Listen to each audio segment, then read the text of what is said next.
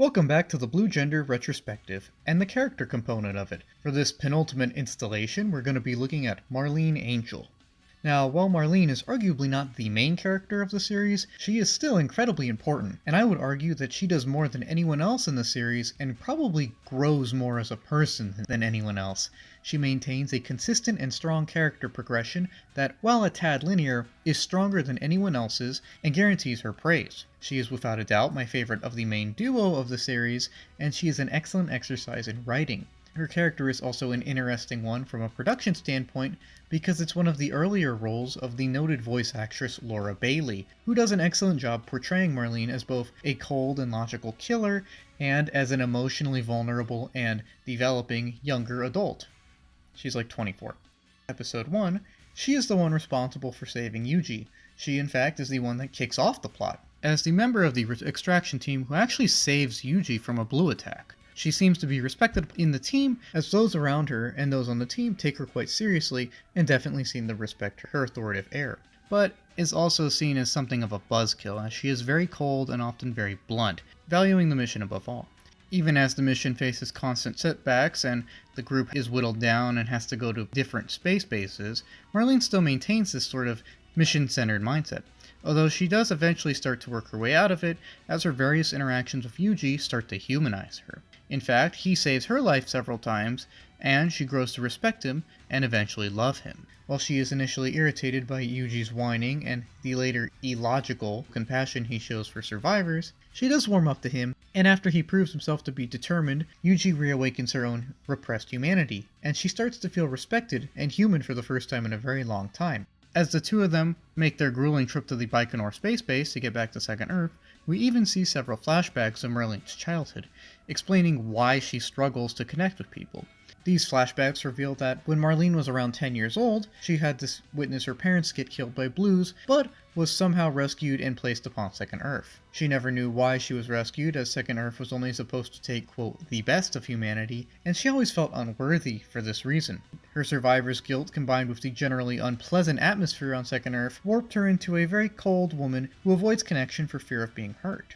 This sets her up as an understandably cold woman, who, while not necessarily likable, doesn't repress her emotions or isn't cold and heartless because she wants to be, or because she's a sociopath that disvalues human life, but instead that it's a sort of coping mechanism for her. This also explains why she puts the mission above all else. It's because she needs something to give herself value, as she refuses to assign value to others for fear of being hurt. By the time the two trek all the way to Second Earth, she actually starts to love Yuji, and their gruesome trek no doubt fostered a strong bond between the two. While Yuji is sent into emergency surgery due to getting stabbed, Marlene is punished for her, quote, failures, even though she just barely survived and did nothing wrong, and this sees her assigned to retraining. While she does take this in stride, she does have trouble with her retraining, as now, having relearned empathy, she can no longer practice the inhuman tactics preached for by the High Command. As a result, she's punished further by Amic, and her constant concern for Yuji only grows over time. Acting on this concern, she goes out of her way to ensure that he's okay, and even goes rogue for a bit, tracking him down and sneaking aboard the medical station to personally check on him. This of course involves taking Miyagi hostage, and basically causing a very big scene. Although everything does turn out to be okay, and she does brute force her way to Yuji's room, where she does reunite with him, and is even granted the status of his partner by the High Council at Miyagi's prodding. Now his partner in the Sleeper Brigade, Marlene covers Yuji's back, and soon notices his heightened aggression and rage. Knowing that this is not like him, that this is not like the man who taught her the values of humanity, this isn't the man she loves, she tries to snap him out of it, and after failing to, reports this odd behavior to Miyagi. Miyagi of course tells her about how the B-cells are taking over Yuji, and how she must save him. To do so, she must first find a way to stop the Sleepers from going on missions, and so goes along with Miyagi's coup. The coup succeeds thanks to Marlene's help, and she then proceeds to rush down to Earth to save Yuji. While Yuji does hurt her, and she puts herself at incredible risk, she does succeed in getting to Yuji and eventually calming him down. She brings him back to his human core, and then back to Second Earth. On the way over, though, she is told of Tony's insurrection, and her and Yuji do investigate this incident and do end up putting Tony down. As the two arrive back on Second Earth to Miyagi's sort of victory speech, Marlene also helps a distraught Yuji calm down and cope with the fact that his quote purpose in life is still undefined. Cut 3 months forward to the South America mission, Marlene, without any hesitation, volunteers to join Yuji on his investigation of the Blue migration to the Guyana Shield.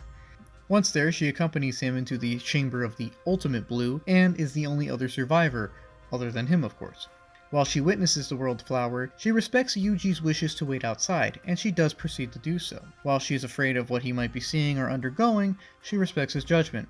However, before doing so, she confesses her love to him one last time, and also admits that they have a child on the way. Luckily for her and the audience, the two do reunite on the outside of the flower, and, as the Earth is reborn, embrace each other as they prepare for a beautiful new life, having both rediscovered their humanity and now a point in life, that is, to simply live. Now all of this sets up Marlene's character as probably the one with the best and the strongest arc. While I have noted how several characters in this series are portrayed inconsistently, Marlene never suffers from this. Her growth is consistent and she's almost always there to support. In fact, her appearances and growth are so consistent, I would go as far to say that she might even be the main character, even if Yuji is branded as that. That's not an insult to Yuji, it's just to say that Marlene's character is an excellent one. Her growth is astonishing, and this combined with her finally coming into touch with her own emotions and her own humanity, combined to create a very strong and yet conscientious person. When we first meet her, she's extremely cold and quite unlikable. She's blunt and she seems empty, as she puts the mission above everything else. She seems to have drunk the Kool-Aid of Second Earth, and to have repressed all of her feelings and emotions other than some kind of dull sense of dedication to the mission. However, we soon start to sympathize with her as we learn that this isn't entirely out of some simple disregard, but also from her personal trauma and personal issues. Her emotional repression and inability to connect with others is a coping mechanism, in fact. Her brief backstory allows us insights into her own personal issues and her survivor's guilt and why she is so emotionally repressed. She's emotionally repressed because that's really all she knows. It's the only real way she has of dealing with all of her intense pain inside. All she knows is living a very walled-off and solitary existence in an attempt to protect herself from being hurt. As she can't be hurt, she can't lose anyone if she has no one to start with. This changes though as she meets Yuji and she becomes more human over time. She, with some help from Yuji, starts to work out her own emotions and through her emotional repression. She allows herself to value someone else on an emotional level, and this allows her to develop emotional ties with Yuji, and in turn relearn how to feel positive emotions and stop fearing her feelings. While she doesn't really know how to handle her emotions at first, as seen by her going rogue in her quest to find Yuji on the medical station, it is evident that she has learned to open up emotionally, and by the end of the series that she is compassionate and caring for all, learning how to feel for others and herself, while maintaining her own strength. Yuji has taught her the basics of empathy, and she has gone on to master them. To top it all off, Marlene's skill and strength never really diminish as she progresses on her quest. She is just as strong and capable as ever, and I really like how she stays herself, maintaining her goal-driven mindset and focus. It's just that she has a new goal now. While she used to fixate on the material mission in an odd attempt to run from the emotional trauma that has always haunted her for most of her life, she now fixates on maintaining a sort of healthy emotional sphere and maintaining contact with her emotions while carrying out whatever mission she may happen to be on. While her character does grow to care for Yuji and become his lover, it never becomes an accessory to Yuji's character. She loves Yuji, and it's obvious that they depend on each other, as people in any relationship tend to, but she is not defined by him. In fact, she arguably saves him more than he saves her. All of this means that the two pair very well together. Where Marlene's rational and calm nature help ground an emotional Yuji helps Marlene realize the importance of her own emotions and become in touch with them. In fact, Marlene is very often the voice of reason, and even when upset, is almost always able to collect herself and pursue the best possible path to rectify the issue's presence. As the series progresses, the countless emotional walls she's built up to deal with her survivor's guilt and loneliness slowly come down, and she finally starts to feel again. This infuses her rational and calm nature with a stronger sense of compassion and morality, as she can now empathize with most of the people around her. While the new emotional dimension to her character does lead to some rash actions early on, as she familiarizes herself with feeling again, she manages to act accordingly to certain concerns in a rational manner.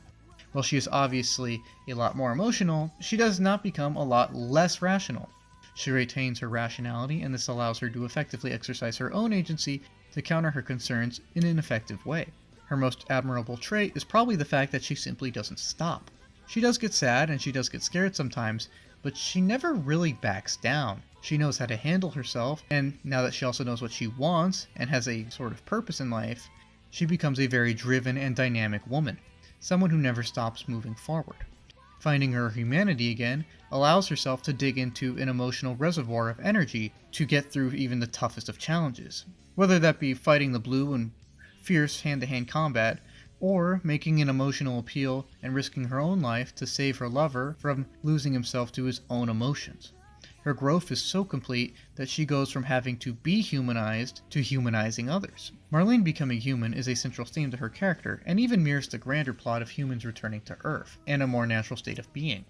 As she rediscovers her emotions and human core, the cast rediscover a primordial Earth, returning to its more natural state before humans. As she learns to express her emotions, instead of repressing them, the people gradually learn to accept that repressing Earth is futile.